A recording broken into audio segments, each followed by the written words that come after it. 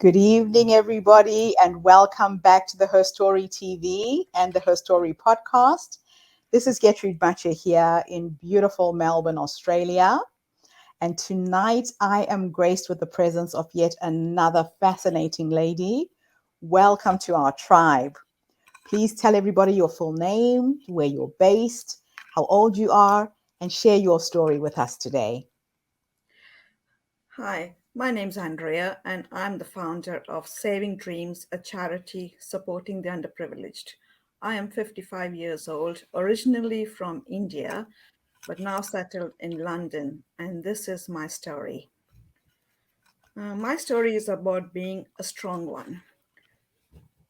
Everyone has a niche, you just need to find it. My niche was inspiring others to make a difference in the world we live in. I turned my story into my passion. I was always called the strong one. I was always called the strong one in my family because helping and supporting each other was normal and everyone looked after each other. And then at a very young age, I faced the death of my brother, my friend, and other trauma in my family. And it was a choice I had to take. It was either I be the strong one or I become a victim of circumstances. And there was no way I was going there because I realized I could be the strong one. And from being the strong one, I could support others. What really broke my heart and still breaks my heart is seeing children suffer. So, from my background as a volunteer and fundraiser, I realized I could do something for children who are ill to make the difference in their lives because I believe that everyone can use a strong one in their environment, supporting them to be as normal as possible, to be a real child. That matters a lot to me. That is why I make sure they have it in the form of laptops, smartphones, and a very solid education. I do not have to prove to myself I am the strong one, but I want to be the shoulder where others can stand and grow from. This is my aim. And so, whatever it is, whether looking after children in hospices or homes and families, can really have a safe ground around them and have the best life possible in the short time they have. So, whether they are the children in London, India, or elsewhere, they need to grow up whole as possible. Life is too short and complicated, but if we have a goal, a dream, the decision we take seems to be mission critical. You just need that one person who you have trust in and can guide you. And I want to be that. And that is me, and it can be you because I believe everyone strong deserves a strong one. And yes, it let it be me, but it can be you too. That's my That's a story. fascinating story. How old were you when you lost your brother? I was about between 14 and 15. And how old was your brother? Was he older or He, younger wa- than he you? was he was 4 years old. He had just completed his 18th birthday. Oh, man. And Now, these life-changing moments can either define you or change the path that your life has actually gone.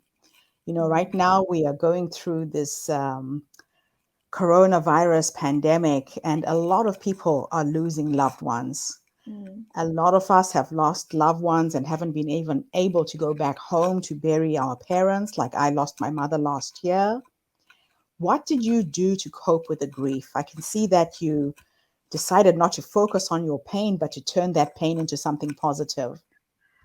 Yeah, it happened in come 2019, Hmm. late December 2019 and January. My other brother got sick. He had cancer.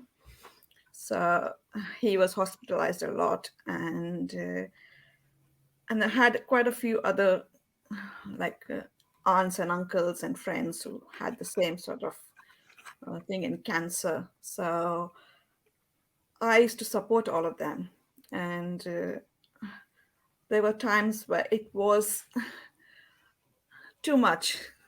And then I actually felt stressed out and collapsed one day at home, and had to be hospitalized and had surgery on myself. And it was due to stress and taking on a lot. So I decided to leave my full time job as a law enforcement officer Okay. and start my own charity.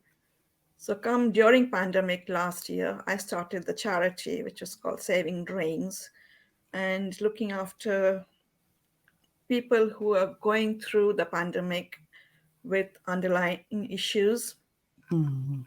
such as Wow. cancer. And yeah, because I saw it happening firsthand to my brother. Firsthand. Yeah, he got Yes. it. Cancer took him to hospital, but I think COVID ended his life.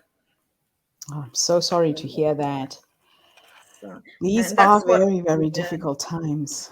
it Wow. is. Yeah, and that made my mind up to say, I think I should support other people and do for them. Do if I can do it for my family, I think I can do it for others in the community. So, you know, normally people who are go givers, people like you, there has been a defining moment in time in your life when someone gave to you. Can you think of an incident in your life that you think might have influenced the way you are? Because this is not something that's done by a lot of people. Who Mm, changed your life? What story can you tell us about being given something? uh, Not on the top of my head, but because I do a lot of volunteering and charity work. I have been doing Hmm. for a long time, for over 10 years, doing Right. fundraising and charity work for other charities, and seeing a lot of people doing that. And when you work with other charities, when you volunteer with other charities, it's you don't get your own choice of what you can do. You do it No. what they do according to their ethos, their rules. and Yes. i and I saw that, and I could not, within those charities, I couldn't do other stuff which I really Right. wanted to do. And I wanted to help, especially underprivileged and terminally ill children and their families, which Right. I went to India once. It was last year in March when I Hmm. lost my brother. Then I went visiting a couple of the NGOs in India and Hmm. seen these children firsthand as to how they are. And even though they've got a limited time on their hands, they Yes. know what state of thing of their life they are. They did not give up hope, and that made me realize, and that's what got me the name Saving Dreams, because looking at them, Ah. saw them like they were in a cage and they Hmm. needed to be free and do what they Yes. want to do in the time they've got left. And that's Right. what that was went on in my mind, and the thoughts created Saving Dreams. Wow. Now, why is giving so important for the future of humanity, do you think? Okay. I've believed in myself and believed in my dreams, and I've Yeah. always had dreams about giving other people, not wanting anything in return, just giving. And it makes that difference, that Mm. one person, if one person a day does something, Yeah. that makes that difference to the world, and it changes the world. Just if everyone thought the same as me and made Yes. that one difference.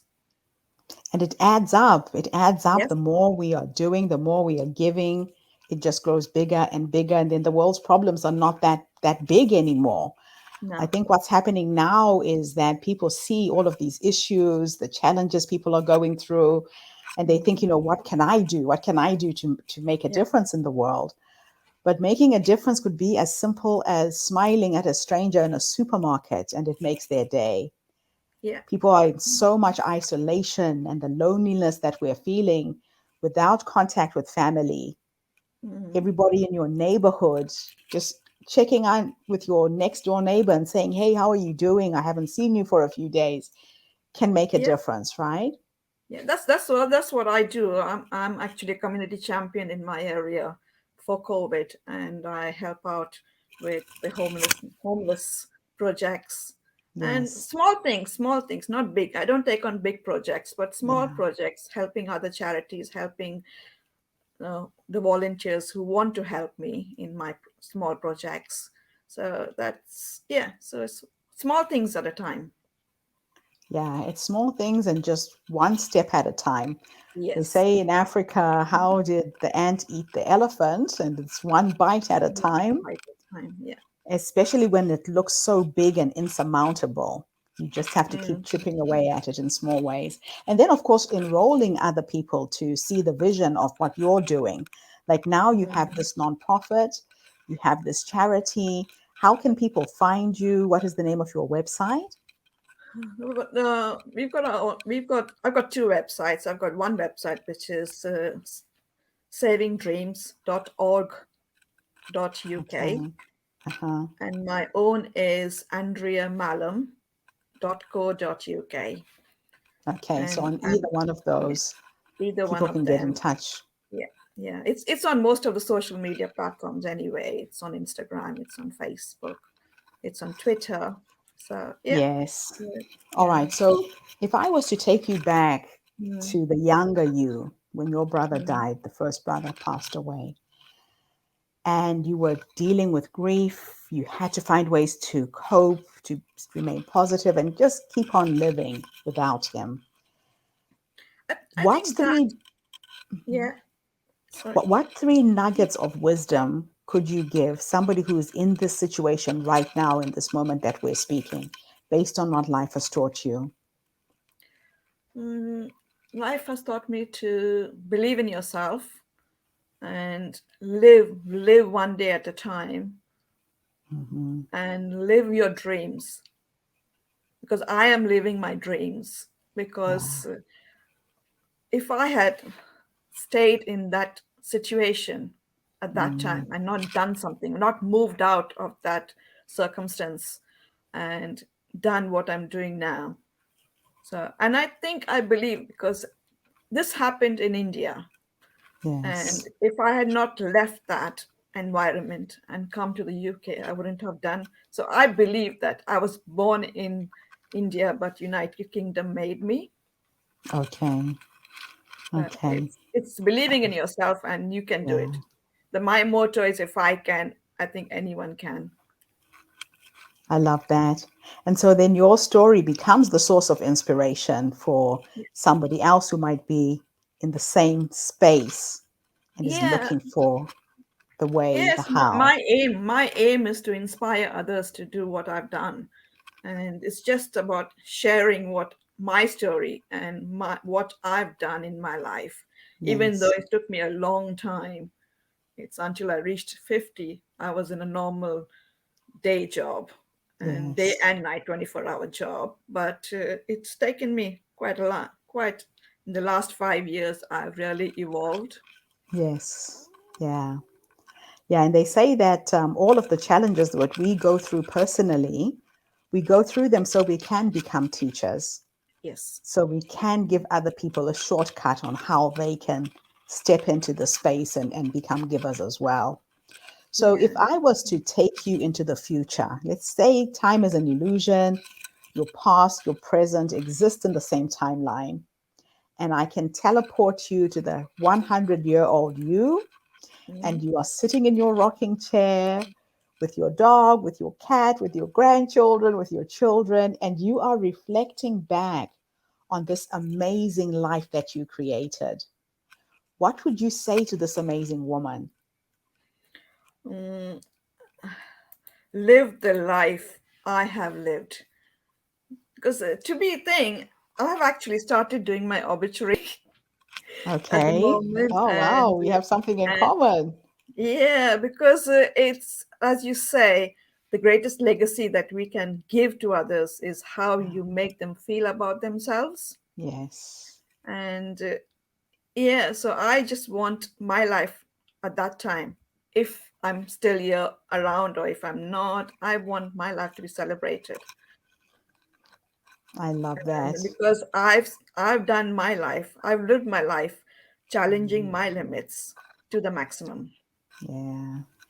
Yeah, it's interesting. You and I have got so much in Mhm. common. I lost a young brother in 2009, so that's one common Mm, thread. yeah. My Mm, youngest brother died of AIDS, and his death gave me back my life. mm, You know mm. how death will wake you up to life? Yeah, I think losing a someone who's very close to you makes Mm, you think, make the thoughts go through you, and makes you do something to make that difference. yes. Yeah. Yeah. My brother, I overcame all of my fears the year that he died. You know, I had a fear of heights. I went Mm. skydiving. I can't swim. I went deep sea diving, although I didn't know how to swim. I bungee jumped off the Victoria Falls Bridge that year, but I Oh. got rid of every single fear that I had about living and really started to live. Yeah, I've traveled the world. I've done loads of challenges around the world, like treks, mountain climbing, and things like that. But one thing I want to do is visit Australia. I've never visited Australia. I visited a lot of Okay. other places around the world, but not that continent. So maybe one day I will. So, what kind of help do you need in your nonprofit, in your organization right now? Let's give I people an opportunity to give. I I need a lot of sponsors or related to monetary gains sort of thing. And I do a Yes. lot of speaking events and workshops, which I don't really charge because I'm actually an emotional intelligence expert, and I do a lot of workshop around emotions and self-awareness, Mm, and I do that, and I don't really get paid to do that, or I don't have. I've got courses and all that coming up, but it's not for payment, but it's for a small donation to the charity, right. and so it's all going through the charity. Fantastic. Mm, Excellent. So, at least we are giving people an opportunity to participate, yeah, to contribute in whatever way they can. yeah. Now, is there a question that I should have asked you that I've missed out? Mm, not really. No, no. We've covered most of it. I love that. And I'm really excited that you're now part of our tribe. You're going to be running some workshops during the Her Story Online Workshop Summit in October. And you're going to be one of our speakers in September as well. So thank you so much for this interview. And Thank thank you you. to everybody who tuned in tonight. The Her Story movement is looking for inspiring stories. We're looking for women who are go givers, not go takers. We're looking for people who want to change the world, one story at a time, as a source of inspiration, because you never know who's going to hear your story and who will find some light at the end of their tunnel. So please go onto our website, register to speak. We're looking for speakers in September, October, November, December. The website is the herstorycircle.com. And Andrea, thank you so much again for this amazing interview. It is an Thank you. absolute honor to have met you. Don't go away. Good Mhm. night, everybody. I will be back again tomorrow with yet another fascinating story. This is Gertrude Mache here in Melbourne, Australia. Have a good day wherever you are in the world. Bye for now.